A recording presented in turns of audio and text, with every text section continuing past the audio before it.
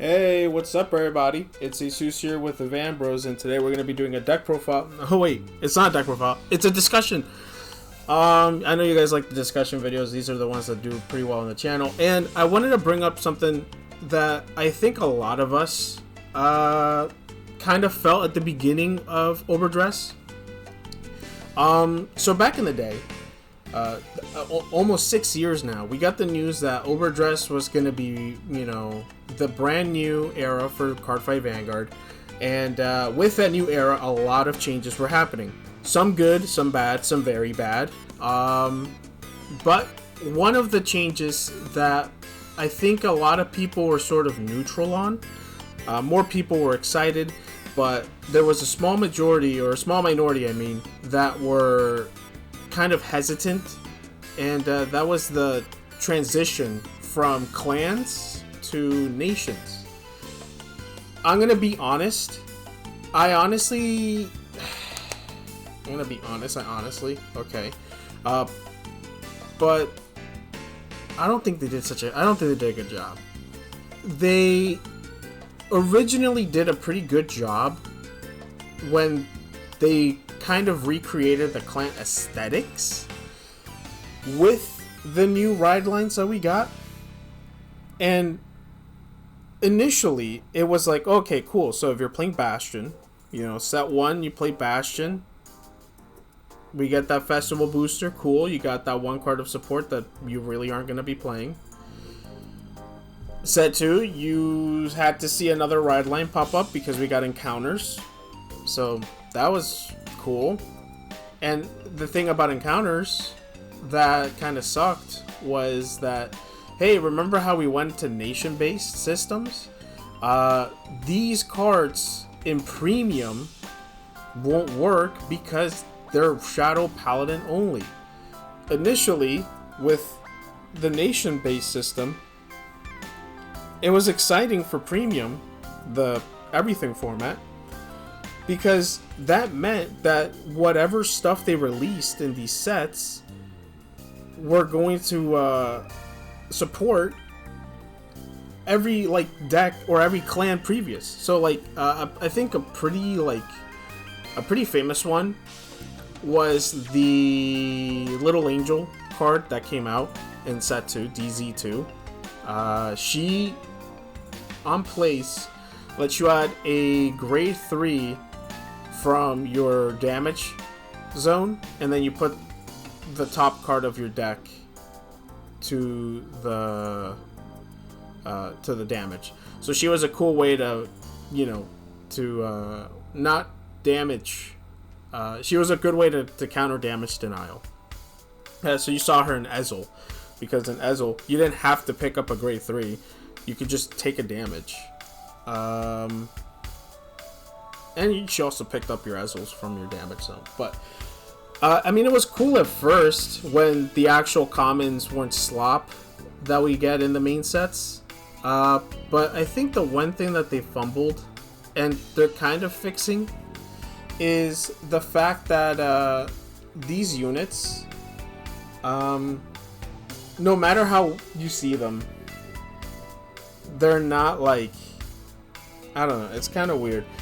The nation-based system was cool because it provided hey, every set you get support is you're gonna get support every set for your main deck, but that's not true because every set they released a ride deck, and all the high rarities were pretty much just support for that brand new ride deck. Then you maybe got allotted a triple rare, if you were in the anime. If this was a side set, then that's probably going to a different deck, and then you maybe got a rare or a double R, and you wouldn't bet on getting a good common because all the commons are just shitty cyclers that want you to Energy Blast 3, Soul Blast 5, Counter Blast 2, and discard your whole hand to draw a card and retire itself.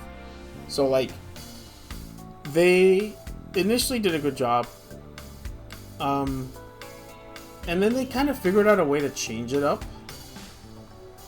So what do all these cards have in common? That first continuous line of text that says, actually, there's a sneak in here. There's a sneak, but that's okay. they'll have the continuous line of text where it literally says, if you have a Vanguard with only Blink for a clan, then this is only from that clan. I fucked up. I put the what's it called? The Undercover grade 2 in there. She doesn't have that skill. It'd be great if she did. I'm not gonna cap. I wish she had that skill.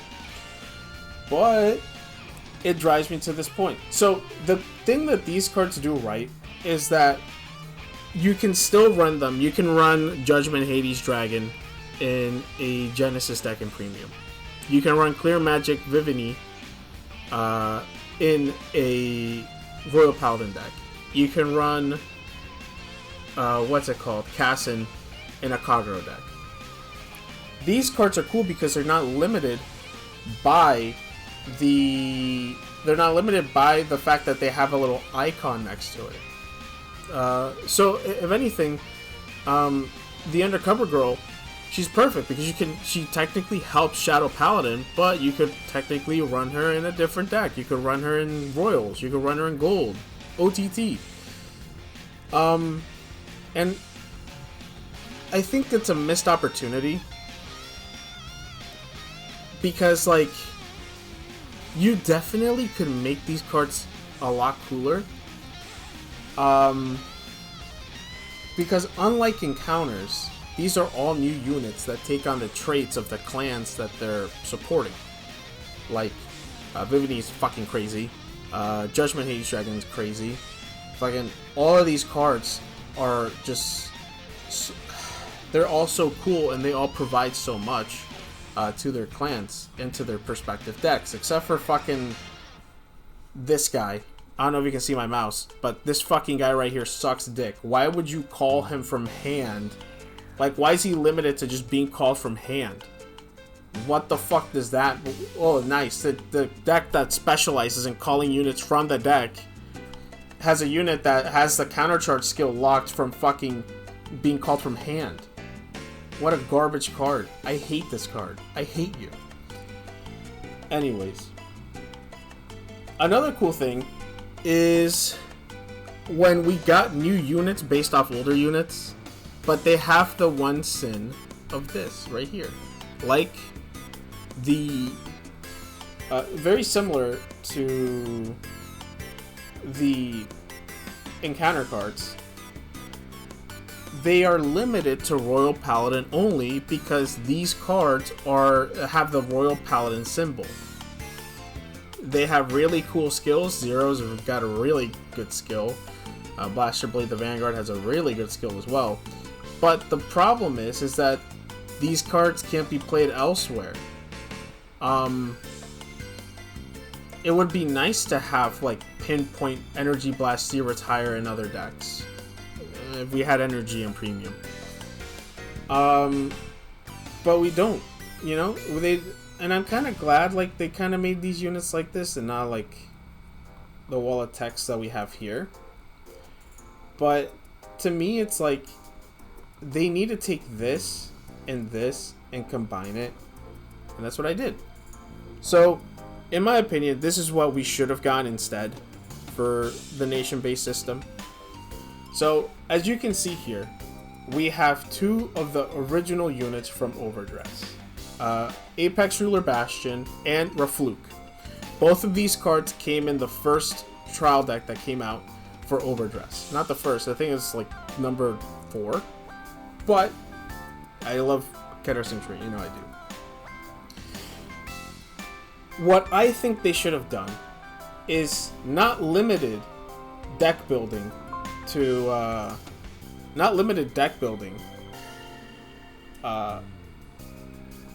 to just, like, for Premium, like, oh, if it has this unit, like, if it has this unit, it's considered to be a Royal Paladin, but it can still be played in other decks. Like, yes, it is Keter Sanctuary, but this is just to indicate to the player that this unit is a Royal Paladin within Keter Sanctuary. This unit is a Gold Paladin within Keter Sanctuary.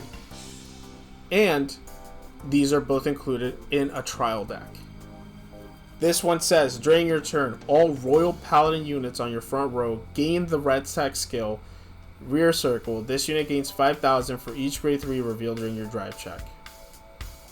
It still incentivizes you to run grade 3s like Bastion does, but if you have a Royal Paladin similar to your Vanguard, you get a clan bonus that's given by the Vanguard. The rest of the skill is the exact same. Honestly, Bastion was a pretty good card when it first came out, and because of how generic it was. Then you look at Refluke. Refluke has a skill. Put this unit into Soul. Choose one of your grade 3 or Gold Paladin rear guards, and it gets 10,000 until the end of turn. So this is the only skill it had originally. But it works for Bastion. So it goes into the Soul, gives something 10k because Bastion plays all grade 3s. But if you choose to run this in a Gold Paladin deck, you can just choose any Gold Paladin to give it that much power. Then, if you have a Gold Paladin Vanguard, counterblast 1, look at the top 3 cards from the deck, call up to 1 unit to an open rear circle, and shuffle the deck. Because of the fact that you have a Gold Paladin Vanguard, you can now replace it. You're giving a really strong effect.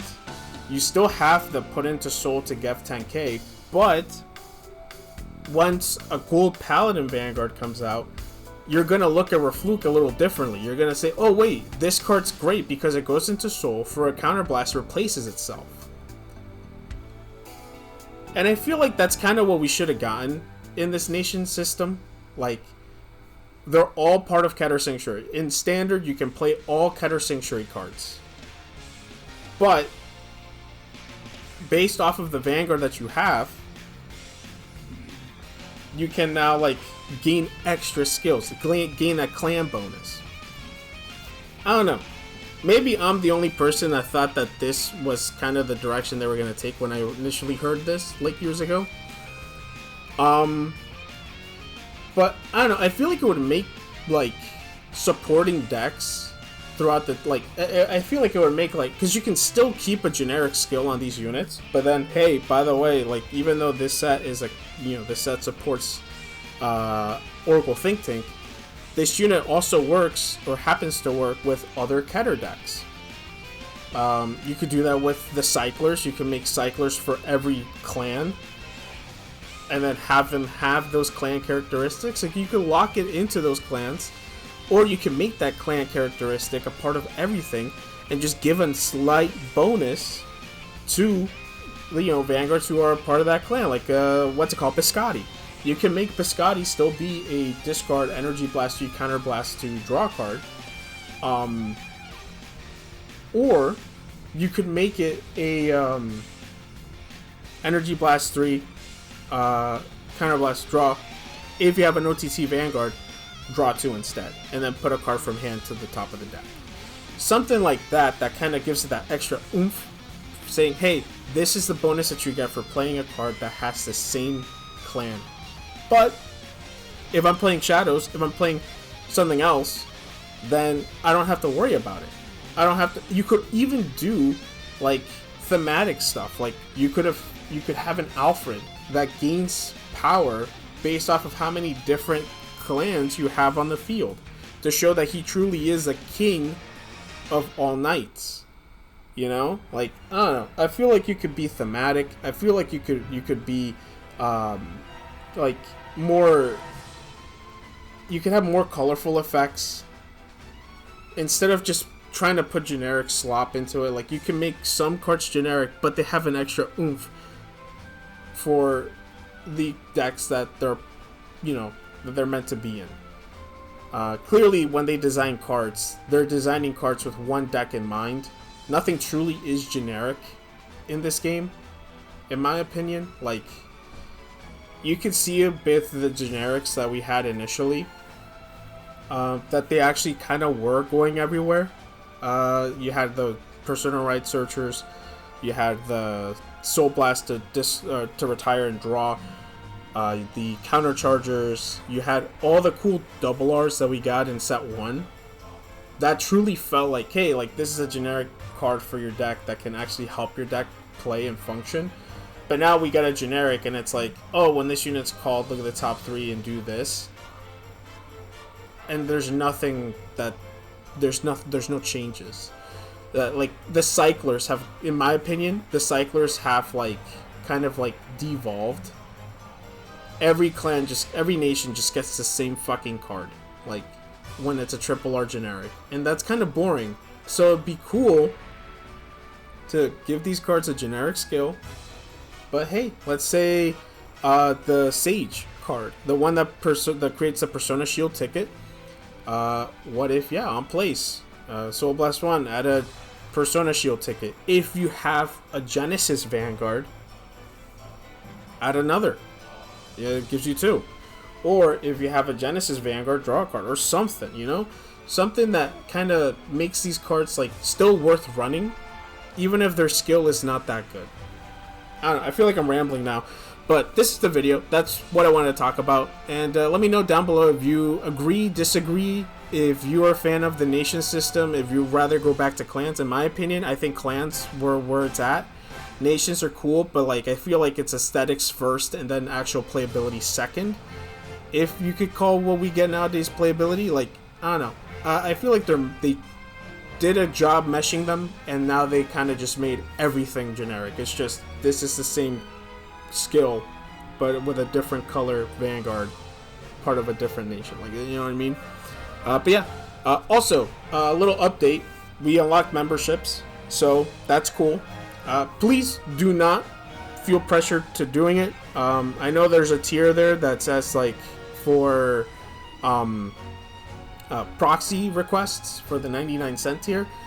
I'm still going to make proxies if there's no proxies to be made. Like right now we had like 2 weeks where like no major decks were released, so like you really don't have to ask for those are going to happen eventually. But like, let's say like you want the Vispo cards to be proxied, I'm probably not going to go all the way back and like, you know, proxy that. Or triggers, you want custom triggers, stuff like that, I can provide that.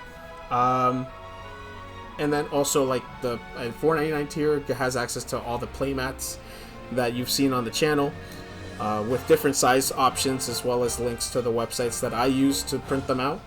And then the final tier, the $9.99 tier, has custom videos where you could choose. You could ask me, hey, can you do a deck profile on this deck? I have a printer now at home, so you know, proxy. You know, if you're okay with proxies, I can profile any deck now, I guess.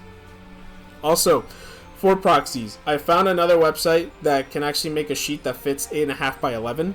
So the future sheets are going to have the proper sizing for printing.